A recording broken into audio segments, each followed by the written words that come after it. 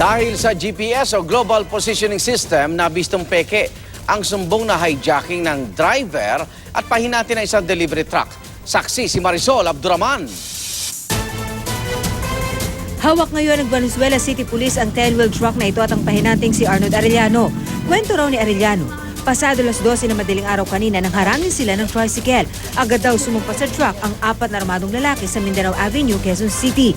Galing silang Batangas at Caloocan sana para i-deliver ang sako-sakong pellet na pangunahing sangkap sa paggawa ng plastic. May makit na sa truck, may sumampa na sa bintana, nakatutok ng baril. Ginapas na ako kami at pinaringan at binasalan. Hindi na raw nakita ni Arnold ang mga nangyari. Piniringan daw sila, dinala at iniwan sa isang lugar na kalaunay na pag-alaman nilang sa May Kawayan, Bulacan. Talikuran daw sila kaya na sila nakawala. Pero duda rito ang mga pulis.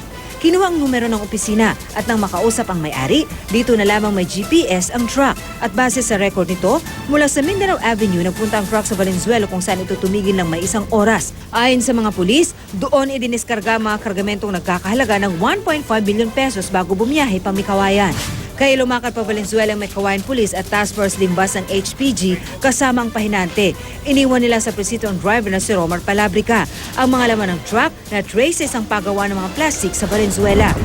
Agad daw itinambak sa bodegang ito ang mahigit 600 sako na naglalaman ng mga pellets na nadiskarga mula doon sa 10-wheeler na truck. Tinangka pang araw itago ang mga ito dahil isinama ito sa mga nakatambak na sako na naglalaman din ng mga pellets.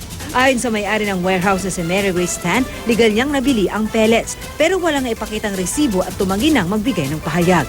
Nagpapasalamat naman ang may-ari ng truck sa aksyon ng pulis.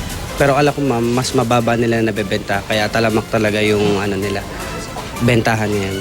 Bukod sa pahinante, nakakulong na rin sa May Kawayan Police Station ang driver ng truck. Ako si Marisol Abduraman, ang inyong saksi.